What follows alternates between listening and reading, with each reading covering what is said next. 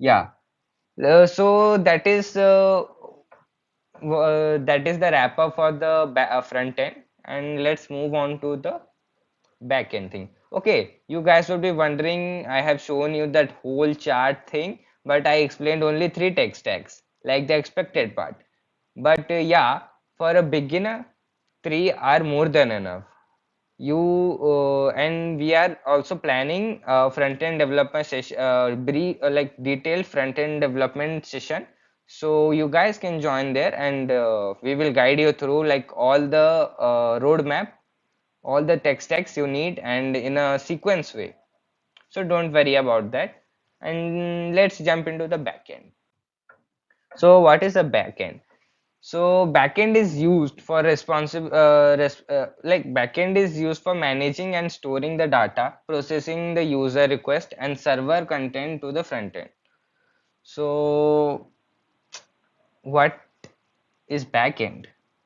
So basically, when I go to Flipkart and order something, so it takes up your data and send to the data server. There they process your data, like what this guy is asking. Then send the reply accordingly. Yeah, the thing is booked for you, or your order is confirmed. It is on the way or delivering.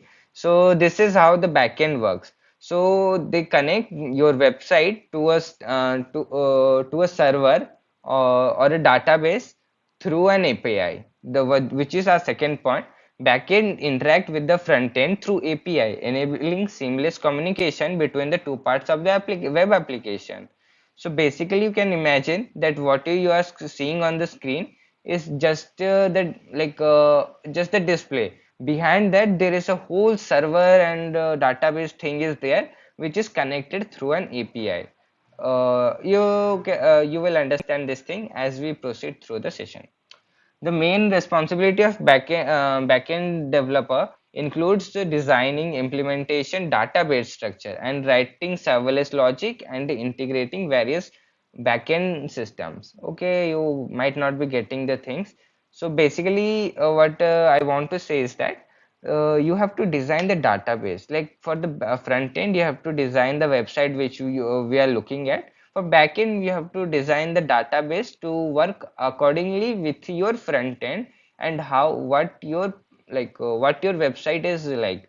Like for bank, there is different database structure. For e-commerce websites, different database structure. And for like geeks for gigs, like e-learning websites, different database structure. So yeah, and also serverless logic APIs. You have to write RESTful APIs. Okay, I don't think all of you guys getting this thing. Don't worry. Uh, Follow through me. I will guide you. I will give you some brief idea. Till the end of the session, you will get something.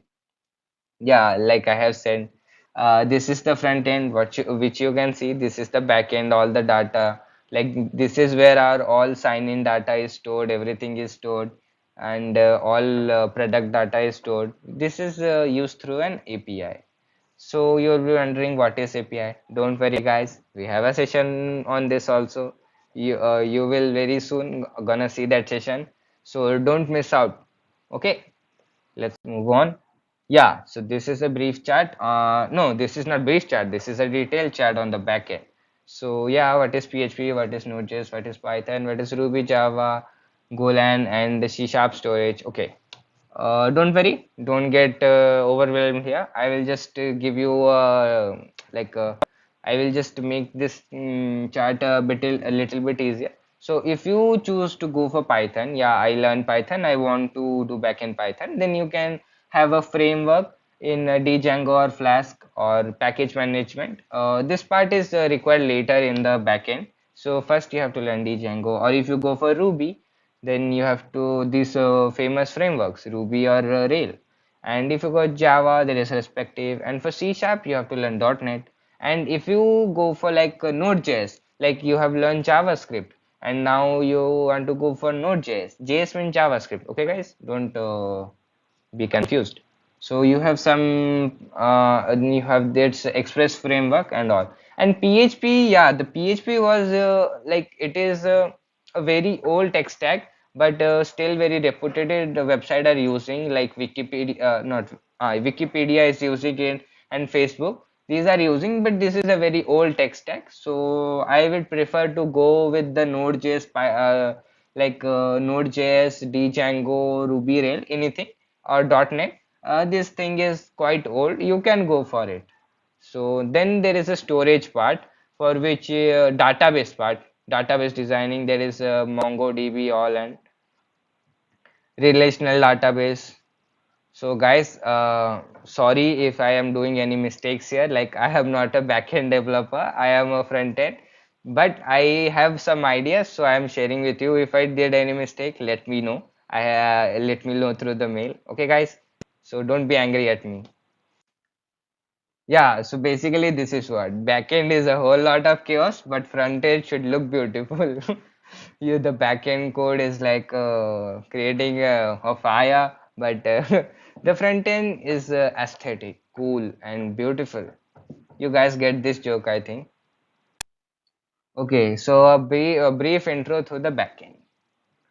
So what all things are going in backend? So first thing is server-side programming. As I said, this is a server-side backend is dealing with server-side. So there is a server-side programming, and for this programming, you have to learn different language, as I told you earlier, like React.js or sorry, I'm not saying React.js.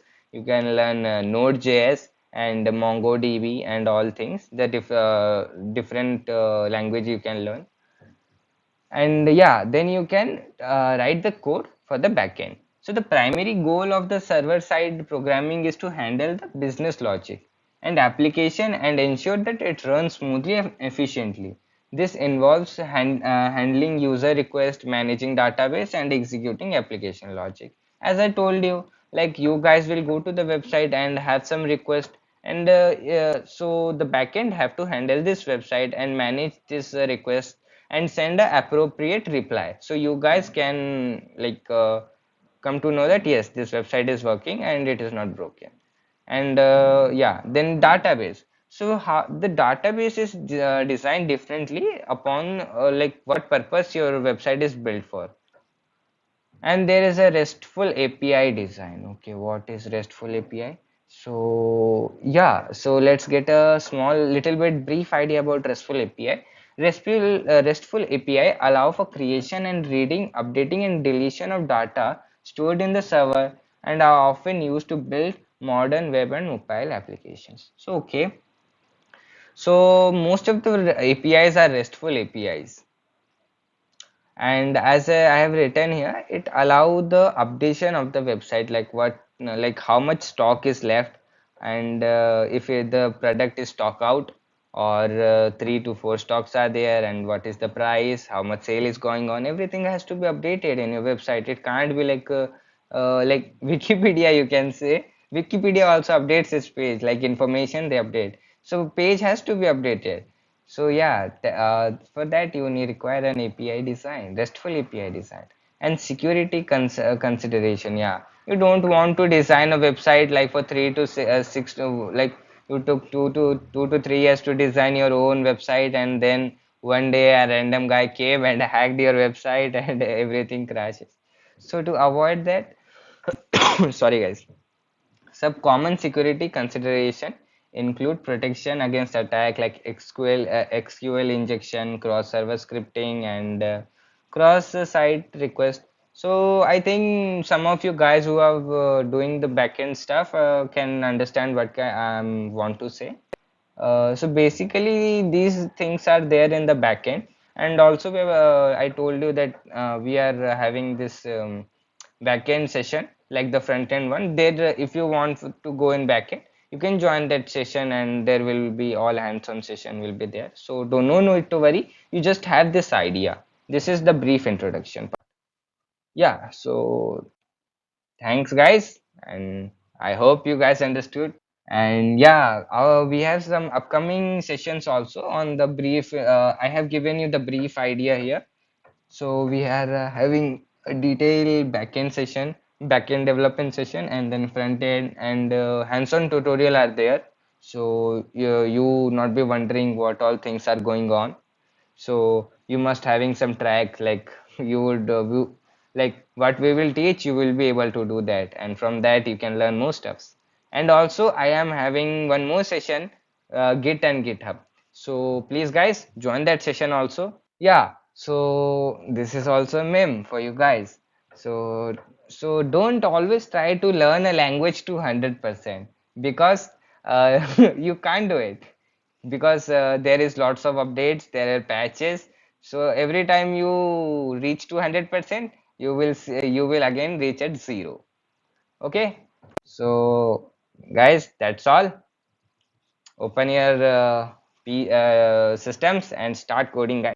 Thanks, and please share a review on my Twitter account. My Twitter account is int_bhuvnesh, and any questions you have, you can mail me. I will surely go through your doubts and reply it accordingly.